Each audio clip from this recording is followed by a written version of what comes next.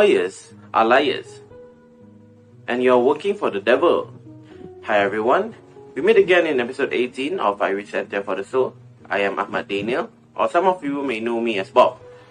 And today's episode, I'll be reviewing a movie titled The Devil's Advocate, starring Al Pacino and Keanu Reeves. Now, a disclaimer before watching this movie is that this is an R-rated movie.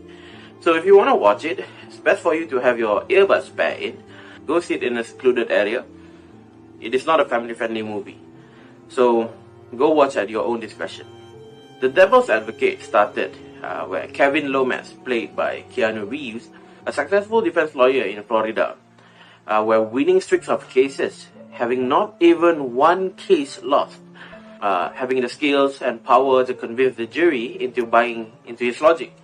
No matter how serious the crime is, or how repugnant the crime is, or no matter how guilty his defendants are. Now, Kevin, with tons of acquittal records, was approached by a New York attorney to recruit Kevin, a Florida hotshot, into their law firm in New York. The law firm was operated by John Milton, played by Al Pacino, a very stunning actor in his dialogue, and his character in this movie is just full of affection. Now, Milton, an earthy, brilliant and charismatic man, is the founder and head of Milton Chadwick Waters, a mysterious but a powerful law firm with interests and clients all over the world. Now, he's been watching Kevin and he wants him at the firm.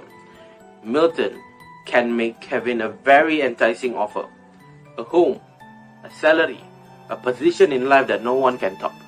Dazzled by such an offer, wealth and power, Kevin grasped such opportunity, and little did he know, winning a case is no longer a goal.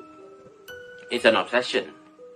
Now, the fact that Kevin has been handling cases where he knew his client was guilty, but proceeded to defend them as if they were not, is what connotes him to become the devil's advocate.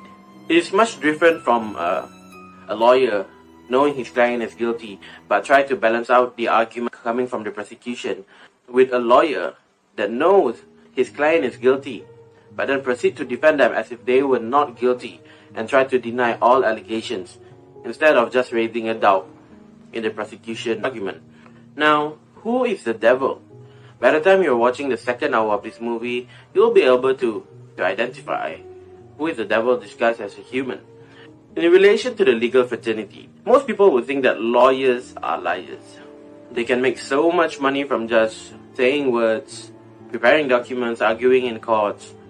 As the saying goes by Mario Puzo, the author of Godfather's franchise, a lawyer with a briefcase can steal much more than 1,000 men with guns.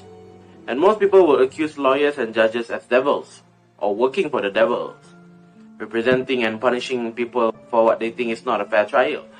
However, I always like to emphasize the legal maxim audi alteram partem, which literally means listen to the other side, or would be interpreted as the right to be heard, and also the doctrine of innocent until proven guilty.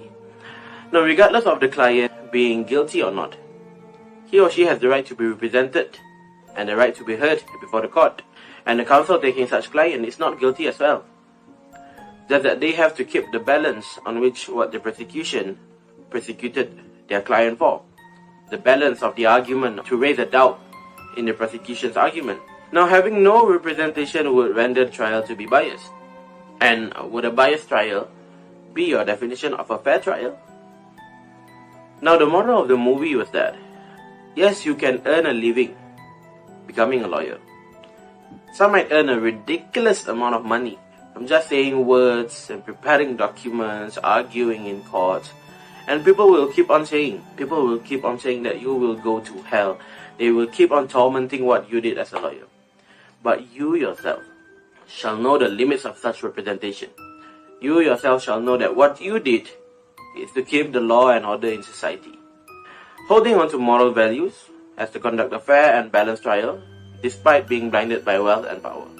That is the essence of being a legal practitioner. Now, I would rate this movie an 8 over 10. I wouldn't give it a 9, since this movie was not too related to the legal fraternity. I mean, like, you can't really see the applicability of what you learn in law school.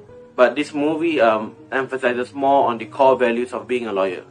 The values and principles that you hold on, and not being blinded by wealth and power, and just become an honest lawyer.